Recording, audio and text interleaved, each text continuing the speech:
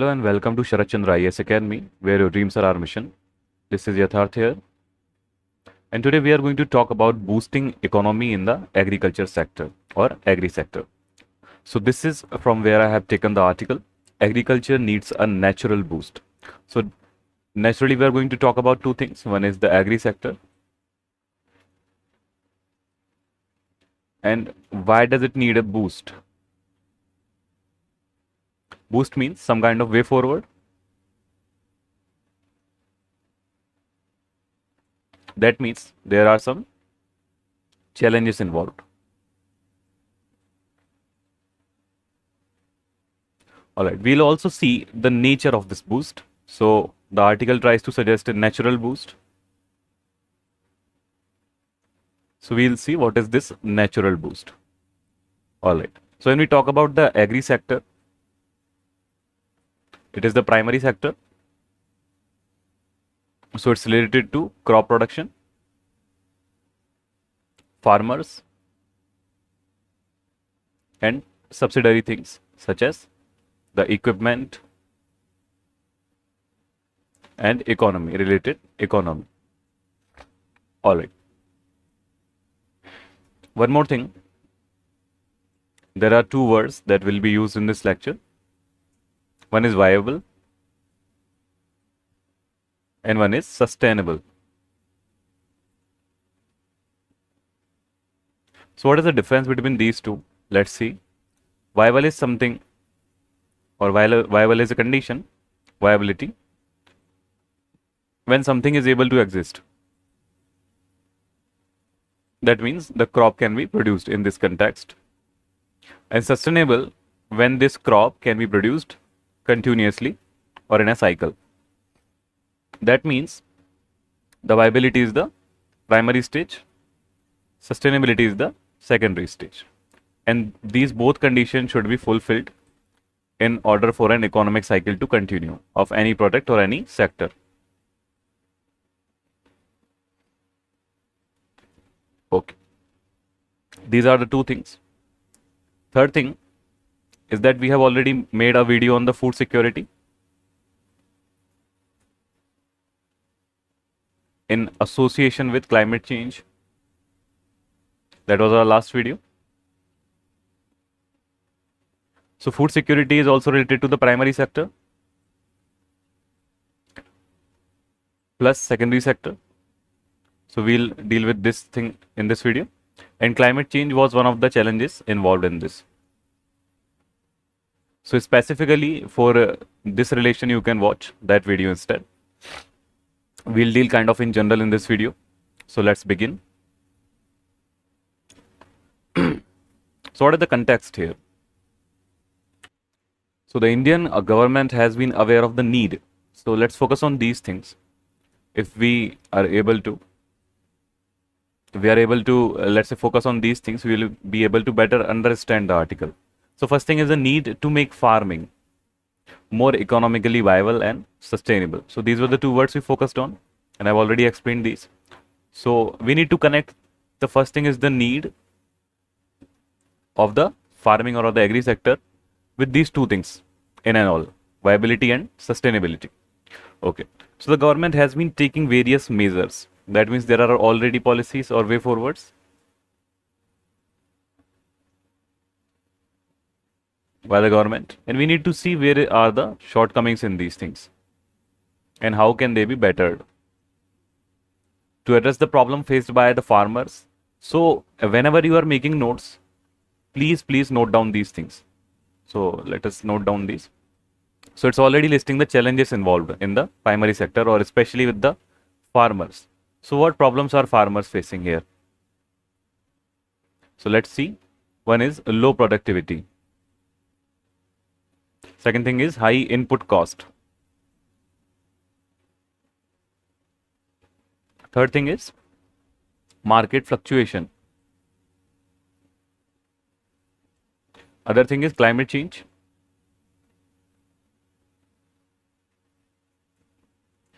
Another things are indebtedness and lack of institutional support.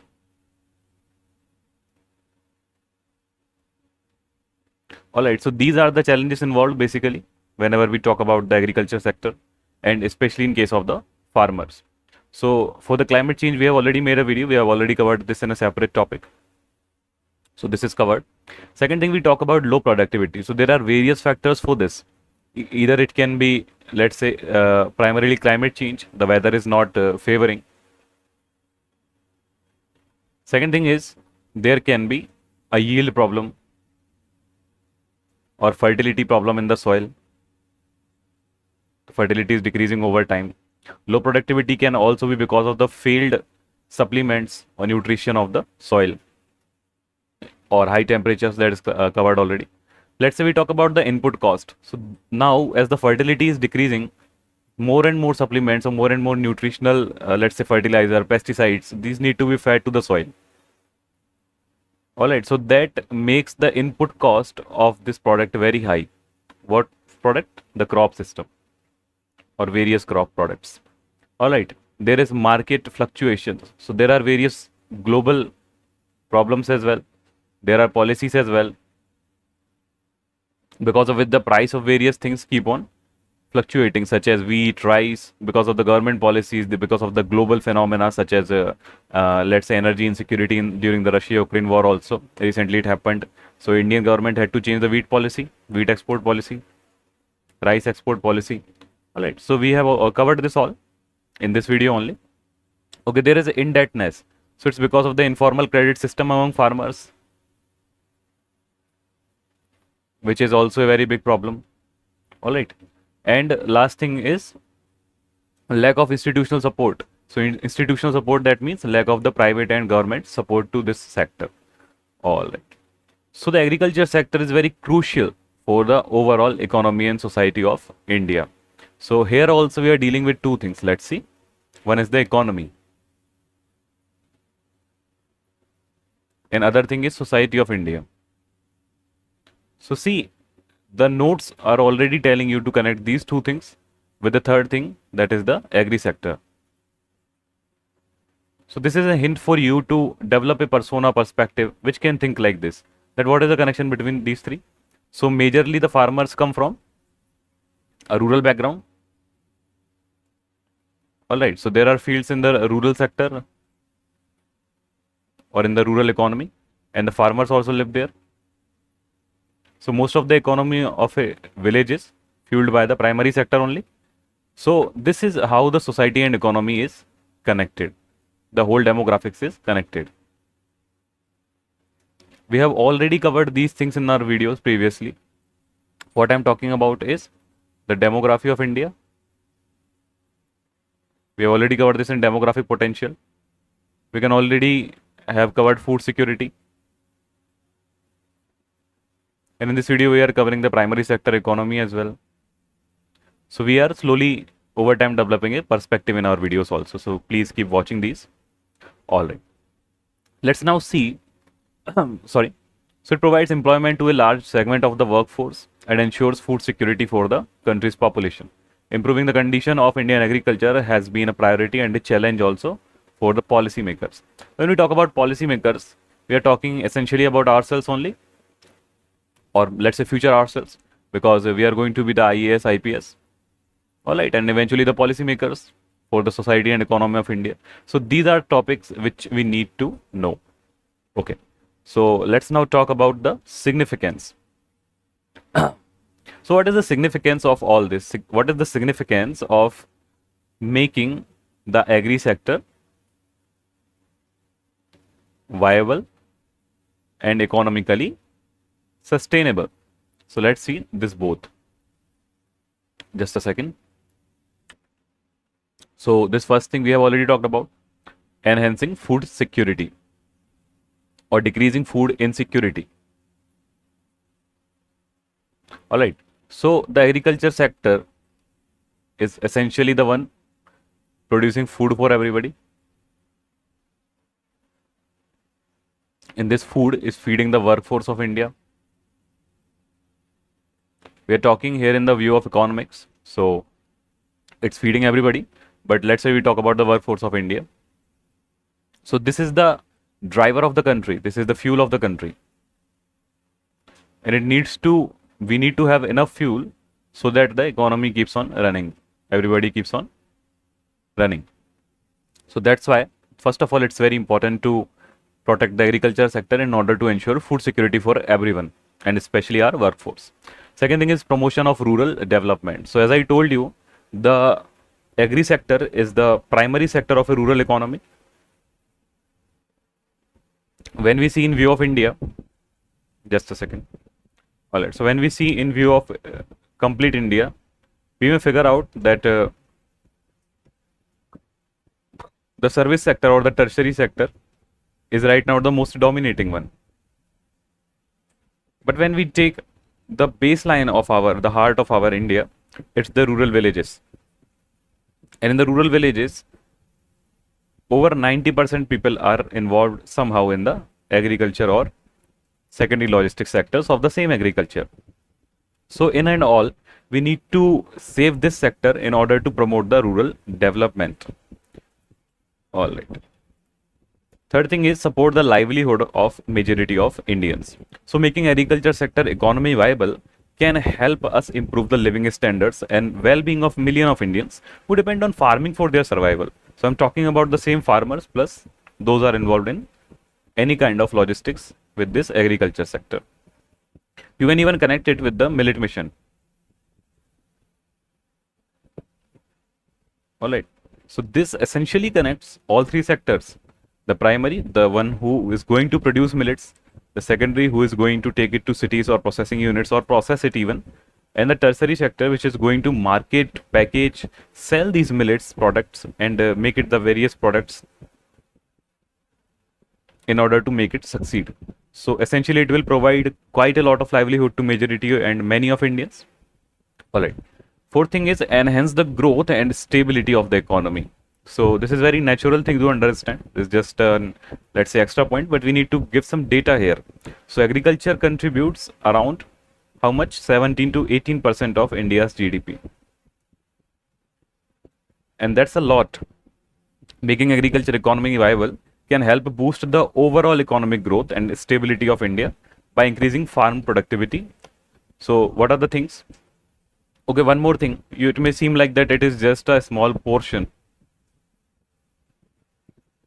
But when we talk about proportion instead, if we round it up to let's say 20%, so what are we saying here is 1 of every 5th rupee in India is in the agri sector, let's say. But why does this look so, let's say, portionate? And how does things change? How does things change when we talk about the proportion instead? So what happens? Let's see. Just a second. Okay. So there's let's say 5 kg wheat. And the price is 100 rupees. And in just a simple, let's say we take service sector or even logistics. So there is a mouse. Simple mouse. And the price is 1000 rupees. Alright, so price is 10x here. But the quantity is not 1/10. It varies by a lot. So even while the portion is only 20%, the proportion of the produce is very high when we talk about the primary sector. So there's lot of the things input and output going in the agri sector is still in India. And it will keep going on because this is the base of India's self-reliance. The food security is the base of any country's development of other sectors. All right. So the last thing is adoption of the sustainable and natural farming practices. So not to overdo it like Sri Lanka they did in past, but we need to be natural and sustainable because sustainable needs to be there. We need to think about the soil also, that it should remain naturally fertile, especially in the regions of let's say Punjab, Haryana. There is high fertilizer use. So if we keep on using the fertilizer, eventually it will destroy the soil and there will be nothing left in it to produce. Despite whatever we do, it won't produce any produce. All right. So let's talk about what are the challenges involved. So first thing is lacking digital literacy. So farming sector has largely not been able to connect with the secondary and tertiary sector. The farmers are still doing the things the usual way or the old way. So many farmers may not have access to, let's say, smartphones or reliable internet connectivity. So this can limit their ability to access, let's say, digitalized agri services. Another challenge is the need for education and training to help farmers understand how to use these new technologies effectively. So technology is the way government is approaching these farmers now. Let's say these are the policy makers and these are the farmers. So the method of communication between them, because their number is quite large and the government or the policy makers are very low, so their method of reaching them has been to distribute information or technology, and this is being done digitally. That means they are not going to every farmer's home and making them understand things or giving them something, giving them or providing them a service. What they are doing is to digitally spread the policy or services or anything else. But farmers need to be digitally, they have to have digital access first. And second thing, they have to have literacy, that what they are being given and how to utilize it. So this is missing. So you can write it in your notes. Other thing is small land holdings. So many farmers in India have small land holdings which can limit their ability to achieve economics of scale and reduce their profitability. So if the land holding is small, the scale is missing. Basically mass manufacturing is missing. That's why it's not economically sustainable for them to keep on with the farming. Other thing is lacking access to credit facilities. So credit is, let's say, needed for input cost. Their input cost is high and they may not have all the money that they need to invest. So they need to have credit facilities. Now, if they are still going for the informal credit, so that may create some issues for them. So the access is must towards the formal credit or loans. So government should make policies for this. This is one of the major challenges involved. Other thing is lacking access to markets. So many farmers in India lack access to markets where they can sell their produce at a fair price. So MSP issue also we faced in this. So this can result in farmers receiving low prices for their produce. So because of the agents, because of informal markets. And this problem is highly pronounced in the tribal farmers. So this also connects with the forest rights issue. Because government is not procuring, let's say, things from the tribal farmers who may or may not be in violation of the Forest Right Acts. All right. Other things is climate change. So we have discussed this already. What is lacking infra? So many rural Indian, let's say, villages lack basic infra such as irrigation canals, roads, electricity. So these have to be there. This is one of the challenges involved also. Other thing is natural calamity. So this is natural. What we need for this is resilience, disaster resilience. So this connects to the environment. So we are one of the countries which are favoring towards adaptation in the mitigation versus adaptation debate. So I've already told you about that in the last video. I'll mention it here. Mitigation versus adaptation debate. So India is naturally a country which may or may not have resources to mitigate its pollution or global warming changes right now. But we are focused towards adaptation. And one of the part of the adaptation is to develop resilience towards any such kind of disasters. So in GS3, you can read this in disaster management. So natural calamities also affect the primary sector. Other thing is marketing system. So about the marketing system, what we can say is like the marketing system for agriculture produce in India is inefficient. So this leads to low prices for farmers and high prices for the consumers. That means the prices or the money is being taken by somebody else, whether it's the agents, whether it's the commission eaters, whether it's the market essentially. So the final price that consumer is paying is way higher than what he should have paid if all these things were not here. So we have seen the Enam portal for this. We'll read about it. All right. So, what are the initiatives that have already been taken? One is a soil health card scheme. So here it aims to assess and improve the health of soils in agriculture areas across the country to provide farmers with detailed information about their nutrient content and fertility status. Other thing is PM Fasal Bima Yojana. So it's a crop insurance scheme launched by government. This is insurance scheme launched by government to provide financial support to farmers in the event of the crop failure. One more thing is PM Krishi Sichai Yojana. Sichai means irrigation. So it aims to improve farm productivity and water resources utilization by increasing irrigation investment, expanding cultivable areas, improving water use efficiency, and adopting precision irrigation. So this is most related to irrigation. All right. This is the major thing. This is ENAM, National Agricultural Market. So it's a pan-India electronic trading portal. It's a trading portal. Please remember these things very, very carefully. Let's say we talked about the ONDC in the last videos. So what was that? It was also a platform, it was not a platform, sorry. It was a interconnected network. This is a portal.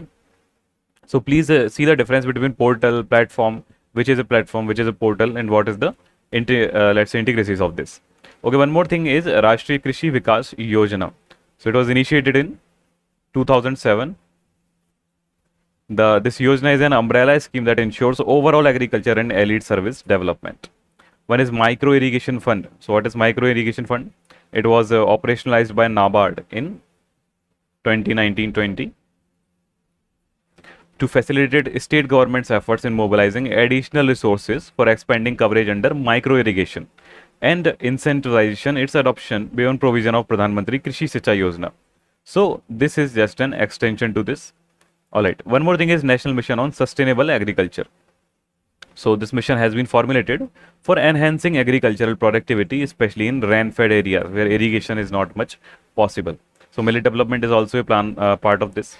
One is rain-fed areas development. So it focuses on integrated farming system and soil health management. It aims to promote locations as well as crop-specific sustainable soil health management. So we are talking here about sustainability. Okay, let's now quickly see what is the way forward. So the challenges involved always give way to the way forward. So let's see this. One is digitalization of agriculture.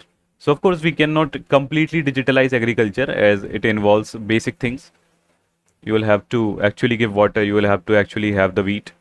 So, but the portion of the digitalization is around 30 to 40%. That can still be digitalized. So new age technologies, let's say agri startups, they are helping farmers to solve many things. Let's say direct access to supplies, direct access to loans, direct access to insurance, and selling their produce at the best prices possible, just like Amazon, let's say.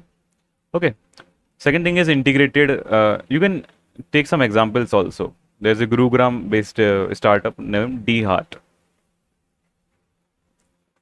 So you can mention this. So it caters to 15 lakh farmers covering 35 crops through AI also, artificial intelligence also, to, let's say, make all these things possible for them. All right. So integrated natural farming, this is the second thing. So it can be profitable for farmers. We are dealing with this. Farmers with small land holdings. So by having a few animal, fish pond and vermiculture. So we are talking about various different kind of farmings, whether it is, let's say, vermiculture, pisciculture, in the same thing, in the same field. And we are also talking about the basic crops or high quality of cash crops. So this can be done in order to make it commercially viable and environmentally sustainable also, as well as economically. One is climate smart agriculture. So nano urea was one of the agri-friendly inputs or eco-friendly inputs. So this is also a climate smart agriculture example. So this can make the farming more economically viable. Government spends heavily on the fertilizer subsidy. This leads to indiscriminate use of fertilizers. So we can be more climate friendly by using such alternatives or substitutes. Okay, one more thing is adopting best farm practices. So what is this best farm practices? Such as cooperative principles can make agriculture economically viable. So for example, let's take example of one previous country. So Israel, very small country. So despite its unfavorable climate and limited resources, has become a major exporter of farm produce and a global leader in agriculture technologies. So agriculture technology is itself a whole sector, and India can also progress in this. Okay. So one more thing is say no to informal credit. What is informal credit? When farmer is not having money, he goes to other people directly and take loans from them, for which he may get exploited later with the high rate of interests. So besides easing access to formal credit, farmer need to be counseled on the financial prudence. Formal credit facilities can increase agriculture productivity and profitability by providing farmers with funds to invest in their farms. One more thing is development of agri-value chains. So what is this agri-value chains? So they are agri-value chains. That means they are a logistic supply of chains directly to the market, and they are interconnected with each other, seeing each other's favor, let's say, or kind of benefit. So one of the examples is Webcall. So what does this do? It's a multi-state farmer producer company based in Maharashtra. So it's a case in point. It has membership of 55 FPOs covering over 40,000 tribal farmers spread over several states. So this is a network essentially. The farmer is not alone here. They're connected with each other and let's say collectively producing some crop which is being sold by, connected logistically to a factory which is being sold in the market by specific people in an organization. So these all can be the way forward. One last thing is leveraging collectives. So convergence of self-help groups, which is SHG. All right, farming producer organizations, that is FPO, and cooperatives such as Nandini and Amul. So this will lead to better bargaining power of farmers in terms of bulk procurement of inputs at a discounted price. So we are utilizing here the benefit of scale. So scale should work in both ways. If the farmers are a lot, the market should give them discount. So this requires the collection of these farmers, and these things can make it happen, SHG, FPO and cooperatives.